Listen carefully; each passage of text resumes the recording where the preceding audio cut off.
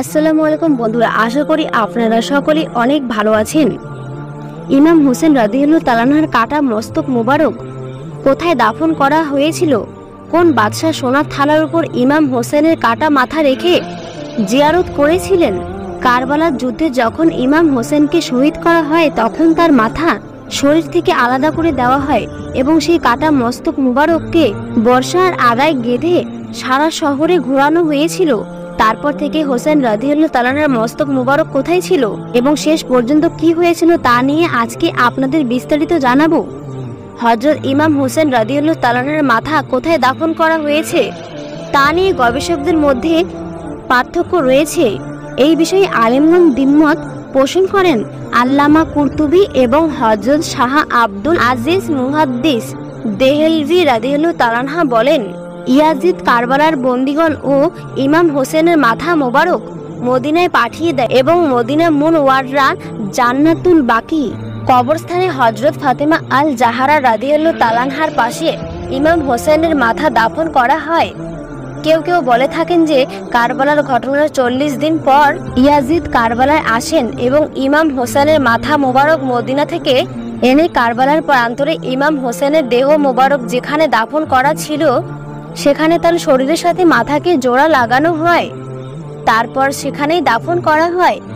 আবার অনেকে এমনটা বলেছেন যে ইয়াজিদ নির্দেশ দিয়েছিলেন ইমাম হোসেনের মাথা বর্ষার আগায় গেথে পুরো শহরে চক্কর দাও, শহরবাসীকে দেখাও আমার বিরোধীর পরিণাম কত ভয়ঙ্কর। তার সৈন্যরা যখন ইমাম হোসেনের মাথা নিয়ে আসকালান শহরে পৌঁছায় তখন সেখানকার আমি তাদের কাছ থেকে মাথাটি নিয়ে সেখানে দাফন করে দেয়।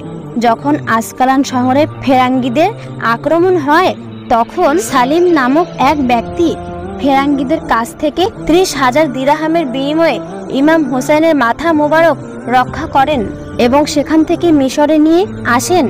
মাথার রক্ত তখনও তাজা ছিল এবং সেটা থেকে কস্তরের সুগন্ধি বের হচ্ছিল। তিনি একটি সিল্কের কাপড়ের কস্তরি ও আম্বারের সুগন্ধ রেখে তার উপর ইমাম হোসেনের মাথাটা রাখেন এবং সোনার থালায় রেখে সেই থালাটি একটি কুরসির উপর রাখেন। তারপর এর নিচে ও চারপাশ ঢেকে দিয়ে মাশহাদ হুসাইনি তৈরি করেন। খান খলিলের মাশহাদ হুসাইনি সুলেমান বিন আব্দুল মালিক দ্বারা সম্পাদনা করা হয়েছিল। কথিত আছে সুলাইমান বিন আব্দুল মালিক বাদশাহ হওয়ার আগ পর্যন্ত ইমাম হোসেনের মাথা মোবারক ইয়াজিদের কোষাগার ছিল। খবর পেয়ে তিনি ইমাম হোসেনের মাথা মোবারককে সেখান থেকে নিয়ে আসেন, তাতে আতর মেখে তাকে কাফন পরিয়ে দেন এবং তাকে মুসলিম কবরস্থানে দাফন করেন। সুলাইমান বিন আব্দুল মালিক একদিন স্বপ্নে নবী সাল্লাল্লাহু আলাইহি ওয়াসাল্লামকে দেখেছিলেন যে তিনি তার দিকে ঝুঁকে পড়ছেন এবং তার প্রতি রহম করছেন। তিনি হযরত হাসান বসরিকে এই স্বপ্নের ব্যাখ্যা জিজ্ঞাসা করলে তিনি বলেন যে নবী পরিবারের প্রতি তোমার দ্বারা কোনো কল্যাণের কাজ সম্পাদিত হয়েছে? তখন তিনি বলেন, ইমাম হোসেন আলাইহি ওয়াসাল্লামের মাথা মুবারক ইয়াজিদের কোষাগারে ছিল, আমি তাকে আতর এবং কাফন পরিয়ে সম্মানের সাথে দাফন করেছি এবং তার জন্য জানাজার নামাজ পড়েছি। তখন হযরত হাসান বসরি বলেন, তোমার এই কাজ আল্লাহর রাসূলের খুব পছন্দ হয়েছে। এছাড়াও আরও অনেক রিওয়ায়েতে রয়েছে, তবে যেটি আগে বর্ণিত হয়েছে সেটি সঠিক যে ইমাম হোসেন আলাইহিস সালামের মাথা মদিনা মুনওয়ারায় ব্রিটিশ কবরস্থানে দাফন করা হয়েছে। বলা হয়ে থাকে ইয়াজিদ যখন আহলে বাইতের বাকি সদস্যদের মদিনাতে প্রেরণ করেছিলেন তখন তিনি নুমান বিন বশিরকে একদল সোয়াবি সহ আল্লাহর রাসূলের বংশধর মহিলাদেরকে হোসেন রাদিয়াল্লাহু তাআলা আনহুর মস্তক সহ এবং কারবালার অন্যান্য শহীদের সাথে মদিনায় পৌঁছানোর জন্য নিযুক্ত করেছিলেন।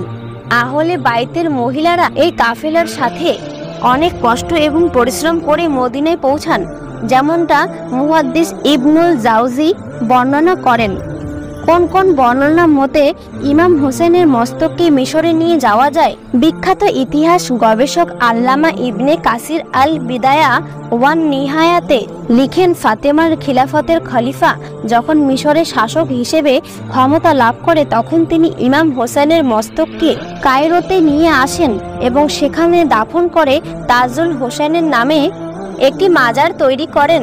বন্ধুরা, ইমাম হোসেনের মস্তক মুবারক কোথায় সংরক্ষিত রয়েছে তা নিয়ে বিভিন্ন রকমের তথ্য পাওয়া যায় ইতিহাসের বইগুলো থেকে। তবে সবচেয়ে বিশুদ্ধ মত হচ্ছে ইমাম হোসেনের মস্তক মুবারক মদিনা মনোয়ারায় বাকি কবরস্থানে দাফন করা হয়েছে এবং সেখানেই সংরক্ষিত আছে। এ বিষয়ে আপনাদের মতামত কি হয় তা অবশ্যই আমাদের জানতে ভুলবেন না। আজ তাহলে এই পর্যন্তই। আপনারা ভালো থাকবেন, সুস্থ থাকবেন। দেখা হবে পরবর্তী ভিডিওতে। আল্লাহ হাফেজ।